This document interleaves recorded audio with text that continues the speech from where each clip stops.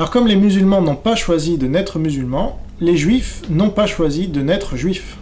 Et comme les musulmans finissent toujours par défendre l'islam et à le pratiquer, les juifs finissent toujours par défendre le judaïsme et à le pratiquer.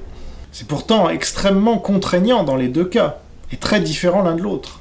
Pourtant, les juifs et les musulmans font tous, quasiment sans la moindre exception, ce que leur naissance leur dicte de faire, et ce pour toute la vie.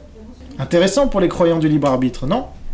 J'attends qu'ils me disent et qu'ils me démontrent que les juifs ont choisi d'être juifs, d'être circoncis, de manger cachère et tout le reste. J'attends aussi qu'ils me démontrent que le fait d'être juif ne va pas influencer de manière considérable le restant de leur vie.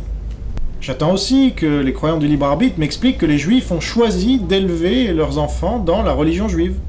Alors les croyants du libre arbitre me répondront que certains juifs ont choisi librement de ne pas élever leurs enfants dans la religion juive, certains sont athées et certains sont même antisémites. Si ça peut les rassurer sur leurs croyances, pourquoi pas ? Mais ça met complètement de côté le réel qui est beaucoup plus complexe. Si un peuple peut durer des milliers d'années comme le peuple juif, ce n'est pas le fait du libre arbitre, c'est le fait du conditionnement. Et pourtant, les juifs croient pour la plupart dans le libre arbitre. C'est là le paradoxe.